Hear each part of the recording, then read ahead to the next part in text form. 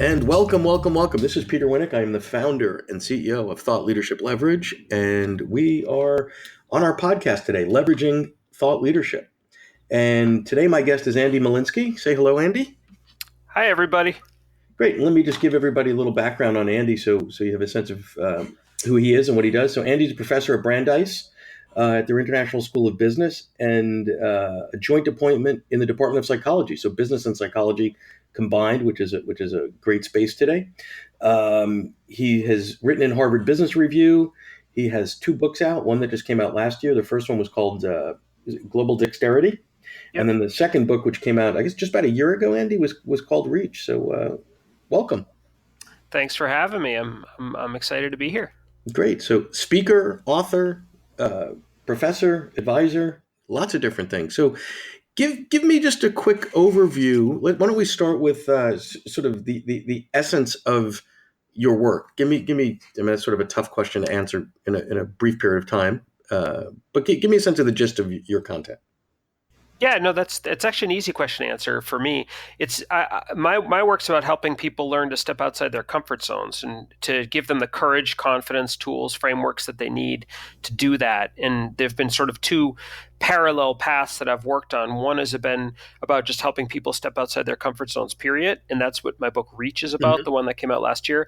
And then previous to that, a lot of my work has been on helping people step outside their cultural comfort zones. And that's what my book Global Dexterity was about. So I approach these 2 issues, basically, which come together in the idea of helping people step outside their comfort zones, through a variety of ways, whether it's through my academic research, my writing in Harvard Business Review, Inc.com, the speaking I do, the books, starting to do some consulting and so on. So, but that's the core. Got it. And I imagine there's a benefit to that at the individual level, the team level, and then when you're moving into the corporate world at the organizational level. Is that true?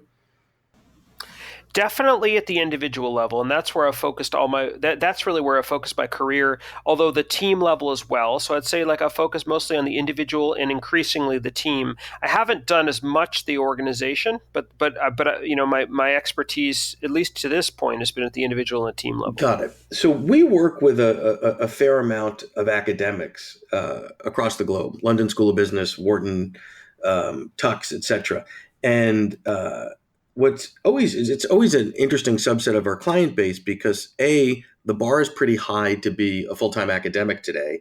And then that subset of academics that sort of move into the thought leadership space beyond academia, it's a higher hurdle. So could you tell us a little bit about your journey and your story moving from, sort of academia to Harvard Business Review, the books, all that stuff?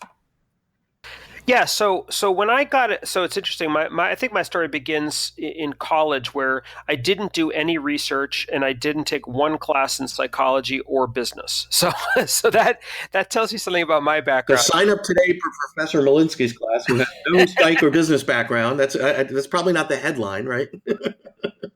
Exactly. But I think it's important because I wasn't sort of indoctrinated into that. I came at it through my life experience, after college, working, living abroad, and so on and so forth. And so I've always been interested sort of in the very super practical phenomena out there in the world, trying to help people, giving people tools, practical insights and tips. At the end of academic articles, if you're publishing sort of in the highest level of academic journals, at least in my field, there is a section for practical implications, let's say, and it's pretty much a throwaway. But I've always been most interested in that part, and so. So when I got tenure, which was several years ago, and now I'm a full professor, so that's kind of the highest rung in the academic world. I now have the complete freedom to kind of do what I want, really. But I've always wanted to reach people, just regular people, everyday people, employees, managers, executives, you name it. And what's interesting is when I started to write my first book, Global Dexterity, and I started then to write for Harvard Business Review, what I realized was that my natural voice, my writing voice, my speaking voice was actually this practical voice. I kind of had to switch to write for academics. So it was actually a fairly easy transition for me because this is what I always wanted to do, and also I think my natural voice goes in this I love direction. it. So there is, as you know, I would say a healthy tension between sort of academia and the business world, right? Because you could sort of, if you're someone that likes to divide the world into two categories, like I sometimes do, right? So you've got thought leaders that come out of the business world, that it's based on the applied, their experienced leadership works, the former CEOs, that sort of thing. And then you have those that come out of academia that have studied the phenomena, researched it, validated studies, et cetera, and have these models and frameworks. And there's always a healthy friction between the two, where the business folks will say, well, the academics don't, they get to isolate variables, and in the real world, it doesn't work like that. And then you've got the academics that sort of look at the business folks and say, well, that's, a couple of stories does not data make. So I love the fact that you're able to sort of thread that needle there. Tell me about the journey, though, of moving now from the highest levels of academia, full professor at Brandeis, congratulations, to author, speaker, advisor, consultant, because those are various, those are different business models, different with different operating sort of rules and norms and such. Tell me how you've sort of made that bridge. There's no question. You're right, and it's funny. I very naively, even though I've always been interested in writing and in consulting and doing work in sort of an applied area. And by the way, when you're an academic at a business school, you're already threading the Right, needle a bit right. because business schools, by definition, are applied. So, but I should say that. But no, I remember when I wrote my first book, Global Dexterity. I just had this. I think I had an image that you press send, and that's that, and everyone reads it, and congratulations, and like.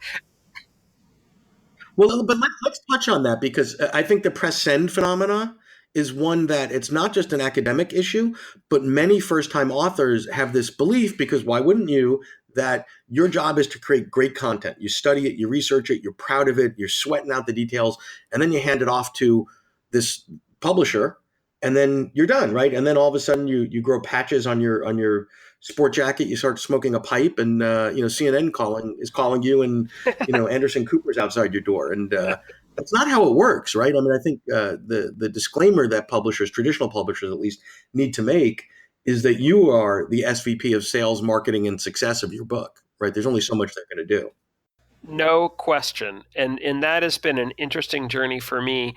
I was completely naive, probably like your typical first time author, and so it's been an incredible learning experience. I mean, I should tell you, I as of 2012, I guess it was when I published my first book I was 2013, but right around there was the first time I was on social media. I remember I used to make fun of my brother, who was an early Twitter adopter, Right. ridiculous Twitter was. Like, why would I possibly ever want to do that? Or like LinkedIn. I remember, like, when I first was on LinkedIn, I just thought it was so funny. I had to pick my industry. I think I just for fun I picked Right. Why agriculture not? or Right. something like that had nothing to do with me, just because it was so irrelevant. Like, why would I possibly care about my profile and my platform and so on? And fast forward 5 or 6 years later, I'm now a top voice on LinkedIn. I have, like, I don't know, Right. Right. 70,000 followers or whatever it is, or more than that. I'm very active on there, on Twitter, and so on and so forth. And like the idea that you need to build a platform, it's a whole different sort of set of skills to be able to do that. And it's also an investment, a monetary investment. Now Well, there. and time, right? So it's time, it's money, it's energy and effort. What would also say, Andy, is not only do you have the followership on Twitter and that you're very active on LinkedIn, but it's a reflection of you and the brand, that the stuff that you put out there has to be representative of you and your thinking. You're not just going to tweet out silliness of, here's a picture of an ice cream sundae you're about to eat. That has nothing to do with what we get, right? But people do that, right? So I mean, I think there's also a bar that's fairly high, because anything that you put out there, A, it's there forever, and B, it's a way for me to, if that's my first entree into sort of Andy world, I'm going to judge that, right? I'm going to look at that and go, thoughtful. I want to read some more, or thoughtless, on to the next thing. No question. I mean, the idea that just the core idea that you need to provide value to your potential readers, and that you need to that for someone to actually make the commitment to follow you, or even more than that, like now, in the past several years, I've been working on Mm-hmm. developing an email list as part of my following and so on. And like the idea that someone's going to actually say, "Hey, here's my email. I do want to sort of start this relationship with you." I mean, you got to really provide something of value to them, and that means being able to step into their shoes and understand what their pain points are, what keeps them up at night, Yep. what advice and help they could use, and not from like a pedantic, sort of theoretical, hypothetical standpoint, Sure. but something really practical. And that's been, I've always been interested in doing that. This isn't a hard sell for me, but it is a different set of skills. Well, and I subscribe to your newsletter, and I actually read it because there's plenty that I subscribe to, but I actually look forward to it. And I'll just give you why, at least for me, is you're giving more than you're asking, right? So you're giving, meaning you're putting content out there that's thoughtful, that's relevant, that I can read relatively briefly. It's not long. It's in a good voice. You've got something to say. You're not self-promotional. That being said, I know that when you launched your book early last year, every now and then you'd mention that the book's coming out. And I was glad that you shared that, because now I'm like, oh, cool. Here's a guy I've been following for a couple of years. He's got a book coming out. I'm going to go pre-order that, right? And you weren't, quote, salesy. It was, here's what's coming on. And as the fact that you nurtured a community, I'm assuming that bore some fruit for you when you went to the second book. So to tell me a little bit now about the difference between the first book, you were under the sort of um, erroneous belief that you press send and magic happens, unicorns and rainbows come. What was reality like when you published Reach with Penguin last year? Well, so I should tell you, Reach came out the week that Donald Trump was inaugurated. So excellent timing. I was really excellent, excellent. So people were really open-minded, looking forward to a book like that, feeling really good about life. Yeah, yeah, yeah. Exactly, and they, all the coverage was of my Yes, book. right, right. There was no one at the inauguration because they were all home reading your book, if I recall. Right. So that was unbelievably bad Oh, timing. thank you. But it was nothing I can do about it. It was not. It's the publisher's Right, decision. right, right. There's absolutely nothing I can do about it. I think that like what I've done is I've tried to learn, grow, and then flip and change. Like I try to change everything I'm doing on these platforms. So in terms of Reach, I started to realize, gosh, I got to start an email. Yep. I got to start doing a newsletter. I got to start developing a community here, a platform. I started doing more video. Mm-hmm. I started a little sort of video cast podcast series. It's a series. What I see it as is it's a series of experiments, and you're sort of like, always at the core trying to sort of do something that's consistent with your brand and that's Yeah. providing value to other people. But you're trying experiments, Mm-hmm. and then you're learning from those experiments, and then you're trying more. I've also been interested, as you know, in trying to figure out ways to, now that I think I can serve a variety of people, trying to figure out ways to, as you call it, monetize your Yep. content. And so I'm developing an online course, Awesome. and I had some questions about that. Like, should I have someone quote unquote do Right. it for me? And by the way, these are the same challenges that anyone can have at any stage of Of this course. stuff. Do you have someone do it for you? Do you have someone quasi do it for you? There's a whole spectrum all the way to the end of you do it entirely on your own. And that, and so there's always those choices. And I know you speak a lot about academics and their time and so on and so forth. And I think it's a real question that people need to ask themselves: is this something I want to do? Is this something I'm good at? Is this the best use Exactly. of my And, time? I love the way you framed it as experiments, because by definition, some experiments succeed and some fail. And it's a very much a learner's mindset. And I think as long as you're being honest and clear about what your assumptions were when you tried that experiment, and then you're objective, and you don't get too emotionally connected to some of them and say, you know what, that one just didn't work. I'm not a Vine guy or whatever, right? And that's okay, Yeah. because to me, I had a similar experience to you. probably 7 or 8 years ago when Twitter started. I'm like, this is the silliest thing ever. Like, why would anyone want to spend 5 minutes on this just noisiness of just nothingness, right? And to me, it was always like, if I wasn't sure, that you had nothing to say, I would follow people on Twitter and that would confirm my suspicions, right? And now, fast forward, we also have a ton of followers. We get net new business from there all the time. It's a great way for us to broadcast and connect with the community that we like to nurture. And, you sort of have to suspend your judgment around your personal preferences of, oh, would this be the thing that I would spend lots and lots and lots of time on? I don't know, but are the people I'm trying to reach there? And if they are, get over yourself, right? That's sort of been my mantra. Let me talk now about, so you go from academia to writing an HBR. Now you've done a couple books. You're also doing some speaking and consulting. So multifaceted approach. Tell me about sort of your foray into and when I say speaking, I'm talking about paid professional speaking. Tell me about your foray into that, and more importantly, the how you get in front of the most desirable audiences. Well, I wish I knew that. It's a very good question. I can't say that I am like the most in-demand speaker in the world, but I have done paid, speaking gigs. I've also declined paid speaking gigs. That's an issue. I have a young family. I have a Mm-hmm. day. I have a full-time job. What's nice, I guess, about my situation is that I do have a day job, so to Right. speak. So a lot of the stuff that I'm doing here is kind of like, some of it is fully consistent with my day job, like Yeah. writing a book. Mm-hmm. But other parts of it are sort of at the fringes. I might work on the weekends or at night or something like that. So Mm-hmm. there are certain. I've been asked to go to I don't know, Africa, India in the last year, and I've declined. I think To they would where? have been, if Africa and India, to do paid speaking gigs at big companies. Those are just some little examples. There've been more that I've declined. I haven't even gotten to the point of asking, Right. or telling them my fee, because there was no fee really for me to be able to do that, just because I simply couldn't do it. Right. I Right. can't do it. So, but there are plenty of other ones that I have done.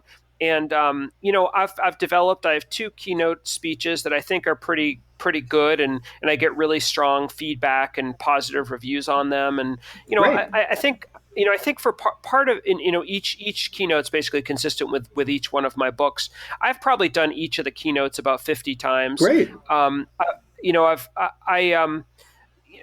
I think I think that in terms of all of this, you need to sort of find something that works for you. In like sort of like that's sort of in the spirit of my own work, actually. Customize your own version of this. Sure. Like maybe you love speaking. Nowadays there's a lot of virtual Yep. opportunities. Well, I mean, paid virtual is a little more challenging, but Sure. it's certainly possible. You can sometimes even do consulting. You asked about consulting. Right. You can do consulting and bundle in paid virtual. As part of the engagement. I mean, I always, one of my observations is that going back to, there's two types of people. There are two types of speakers: those that want to speak more, and those that want to speak less. Right. So Yeah. it's a bit of a careful what you wish for, because everybody sees the sexy, romantic, flying first class side of it. I know for a fact that if you're speaking 100 times a year, that means there's 200 nights a year where you're not in your own bed, right? Where you're not in your own home. That's probably a beautiful home that you get to visit on occasion.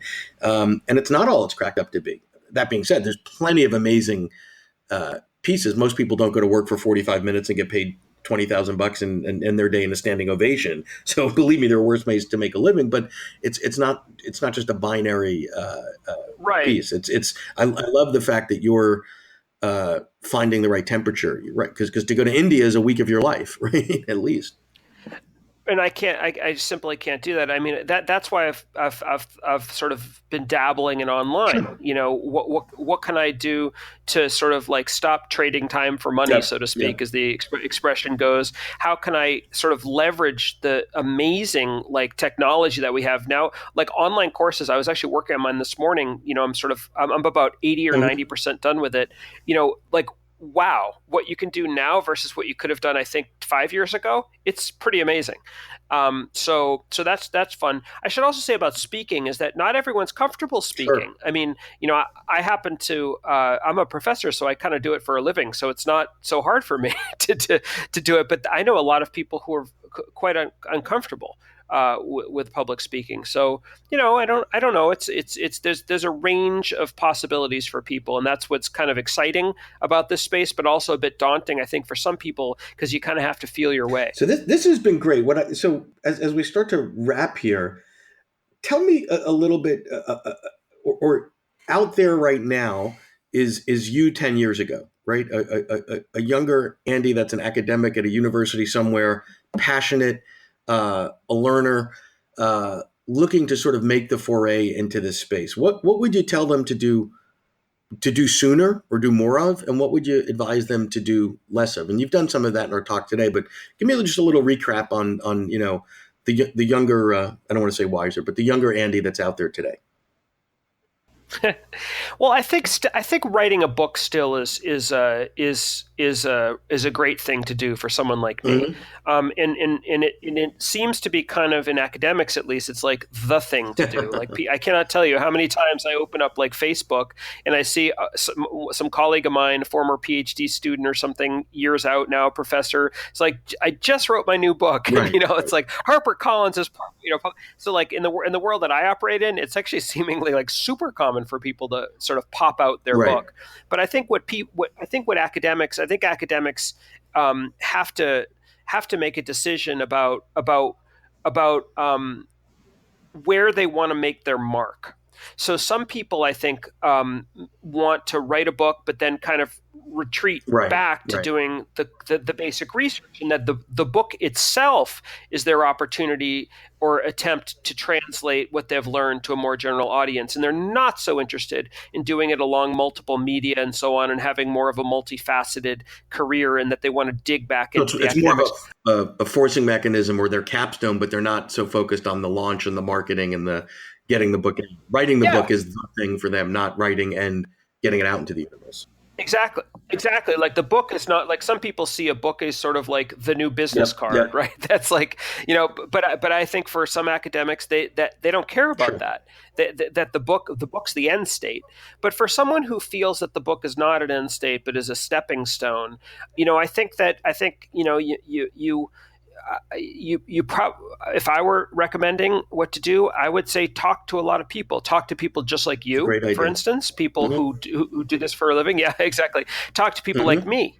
Talk to people who have been through it. Talk to people who have done the complete do-it-yourself version, and talk to people who have hired someone like you and maybe have done it for you version, and sort of see what fits best for you, see what your goals are, see what your ambitions are. There's so many ways to kind of to build an audience, to communicate to your audience, to serve your audience, and so on. So many different formats and modalities, and you kind of need to feel your way through and see what fits you the best. And again, kind of treat it as an experiment, because what you're doing in 2018 might be different from what you do in 2020.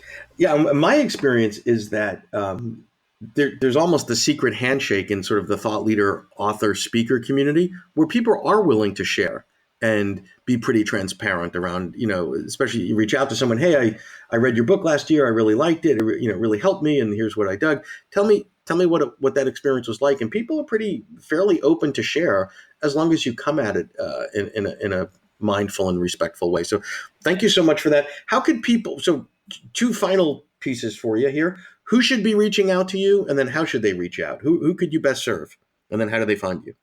Yeah, so on the corporate front, anyone who's interested in learning about stepping outside their comfort zones, adapting across cultures, managing global virtual teams, come at me. My best way to find me is through my website, which is www.andymolinsky.com. And if you spell it wrong, don't worry about it, because here's an insider move. I bought 2 domain sites of my name spelled wrong. And then it forwards to the correct one. Anyways, so that's the best way to reach me. For anyone who's who's a budding thought leader in the academic space and want to talk, feel free to reach out to me. And anyone who cares about the topic of stepping outside your comfort zone, your personal, your cultural comfort zone, absolutely reach out. I've got as you mentioned, I've got a newsletter. I've got lots of free content. I'd love to hear from you. Love to connect with you. Well, thank you so much. I'm so glad we had you on. This was chock full of information, and honesty and transparency and creativity. I appreciate your time. I love your work, and I wish you nothing but the best. Thank you so much for being with us today, Andy. Awesome. Thanks for having me on. To learn more about Thought Leadership Leverage, please visit our website at thoughtleadershipleverage.com. To reach me directly, feel free to email me at peter@thoughtleadershipleverage.com. And please subscribe to Leveraging Thought Leadership on iTunes or your favorite podcast app to get your weekly episode automatically.